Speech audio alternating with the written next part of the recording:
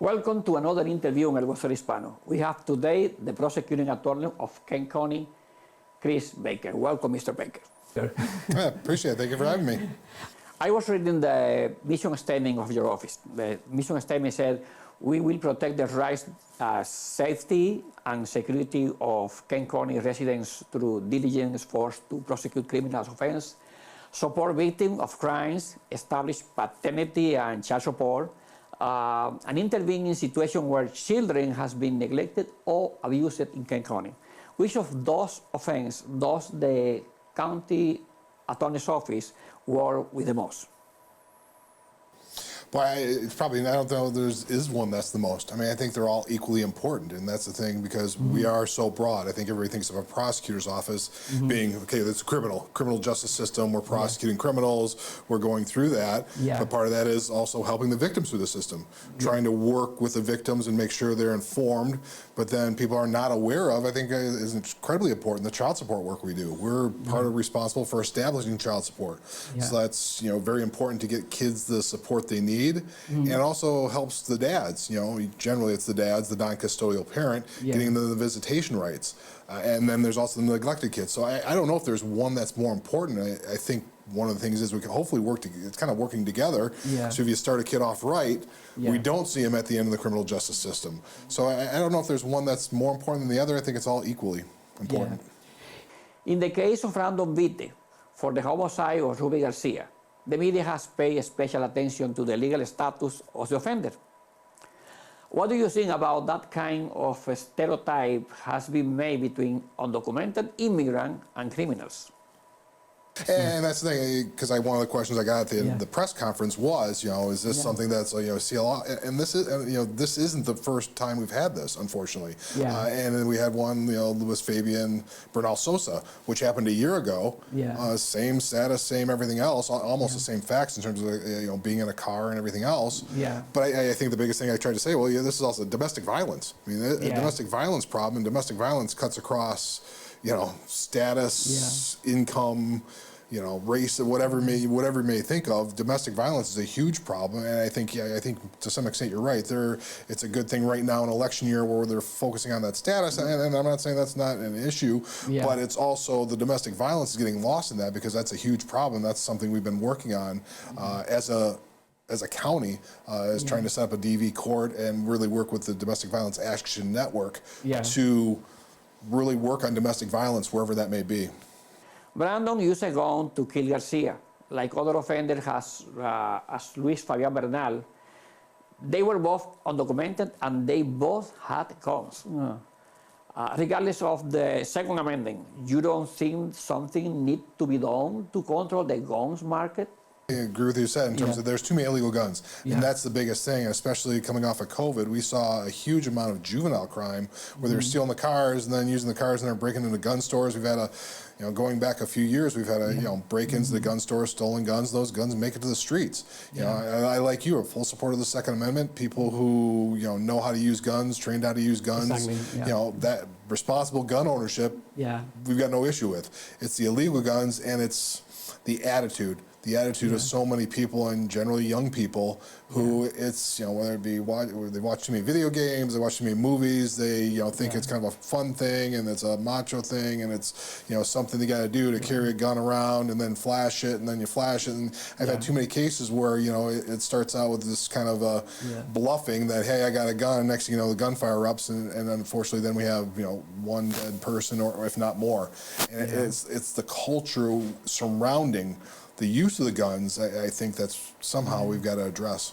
Is there nothing the police department or prosecutor's office can do to reduce the number of illegal guns on the street? Confiscate guns all the time. I mean, there's so many cases that we're getting now. If you look at our carrying concealed weapon numbers, we see a lot of carrying concealed weapons, generally in automobiles. So those guns are seized. Those guns are destroyed when we find them. So we're taking them when there's illegal activity, and we're getting rid of them. But there's too much of them hitting the streets, and too many out there in terms of being stolen and There are many guns on the street because gun owners do not keep them in safety place. Sure. Yeah. It's really remarkable in terms of guns or even cars. We've had so many people leave their cars open. Yeah. I mean, right now, especially with the car thefts, it's a crime of opportunity. And so people will leave a gun in the car, and it's an open car, and then all of a sudden it gets stolen. You know, stuff like that, and then or their car gets stolen. So it's just really, we had a case recently. It was, you know, at a Christian university, and they left their car with their keys and all their purse and everything inside the car, and lo and behold, everything got stolen. They said, well, it's a Christian university. Well, just because you're at a Christian university, there's other people around who don't actually feel that. So yeah, there's a lot of things that get stolen because people don't, you know, pay attention and aren't really aware, and guns are one of those things, unfortunately, and people should be, there should be a heightened awareness, I think, when it comes to a weapon because of how poorly it can be used. The people buy guns is not required to take safety classes? Education is a big thing, and that's one of the things. Actually, we just had the Safe Task Force. I'm a member of. It's the City of Grand Rapids program. We just had a meeting, just kind of an open forum discussion, and that was one of the things. There's a local gun owner, a minority gun owner here in town, that said he wants to train kids. He wants to educate them. Just going to your point, there needs to be more education for these kids to show them. You know, he described it using his word. It's a tool. It's a tool, and it's not a toy. And if people understand that more, that it's, you know, it's dangerous and how you use it, there'd be more respect for it, and you don't have that respect anymore. People think it's just kind of a flashy accessory and something kind of something to flash around. And I think you're right. More education and how to handle it and what can be done with them is needed. The Second Amendment protects the right of the people to have a gun for self-defense. My question is, what extent is the self-defense recognized in Michigan, but in many cases the gun is taken as a first resort and not as the last resort of defense? Should be the last resort. Exactly. I mean, really, that's the last resort, and that's the thing when you look at everybody always asks about self-defense law, and okay, when can I use it? And there should be like a line. You can use it here, but you can't use it here. Exactly. And we don't have that line. It's very dependent on the facts and circumstances, but in general, you're right. It's the last resort. It's to take a life, you have to fear for your life, or you have to fear for, you know, great bodily harm is going to occur to you before you can resort to that ultimate, you know, firing a weapon, and that's the best general description I can get. But every case is different. Talking about the crime in the Kent County, do you think that there's too many young people committing crime? Yeah, I mean, generally that's what you look at, and not just Kent County. You look across the state, across the country. It is the younger people that are committing crimes. They're, you know, whether it be, you know, youthful indiscretions, you know, stupid things where they're, you know, or they're the very serious crimes. I mean, that's probably the most concerned I am in terms of the very serious crimes being done by juveniles. And, you know, we've got a 16-year-old right now being charged with second-degree murder. And it was, you know, fleeing and eluding, stealing cars, fleeing and eluding, doing 120 miles an hour, you know, on the freeway. Stuff like that where you don't know. We had earlier this year, we had like an 11-year-old charged with carjacking. Oh my God. You know, carjacking is a violent offense. You're trying to steal a car, 11 years old. And so, you know, and that's I always say the criminal justice system reacts to that. Clearly there's something going on in that house where a kid that age would be engaged in that sort of behavior. So we can try and deal with the juvenile, but it's probably a familial. There's probably more going on in that house that needs more help, and I think that's what needs to be addressed as well. We can do all we can with the juvenile, but if you put him back in the same situation that led him to commit that crime, it's probably not going to work out. How do you think the punishment of the crime or violation of the law help to reduce the crime? There's a lot of guys, life in prison.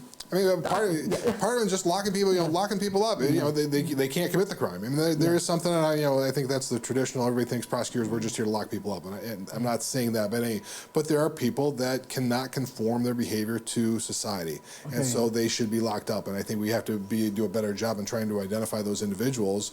And my concern is the general tenor of the last few years is, well, we'll just release everybody, and everybody can be fine being out on the street, and that's not the case. There are people that should not be out in the street, and you've seen the prison population in Michigan. It was around 51,000 maybe a decade ago. We're down to around 31,000. Yeah. So we've shut down prison. We're letting a lot more people out, but that causes issues. Yeah. A lot of the people we see are recidivism. How do we correct recidivism? I'm all for people letting people out if they want to correct their behavior. And I've met a ton of people who get out and put their life on the straight and narrow and do a great job. But there's a large population that can't do that or isn't ready for that, and sometimes they should be locked up. And I think we're focused too much on just letting everybody out. And I think part of the thing is, sometimes you have to lock people up because they can't conform their behavior, and prisons aren't necessary. Yeah, there is case that we have to keep the guy locked because you don't know what's going to happen if he's free. Yep. Yeah. In the case of the Brandon Vitte, your office will ask for the life imprisonment? Yeah, right now we're too early. It's still a pending case, so we're going to let that case proceed. We just got a court date for the preliminary hearing, so what's going to happen down the road, I'm probably not really... What is the process right now? Yes, he was in court Monday, right? He was arraigned. We had the probable cause conference. The preliminary exam is set for May 29th now. We just got that date. We're going to set it for May 29th. That's the first hearing where we got to show probably a crime was committed and probably this person that did it.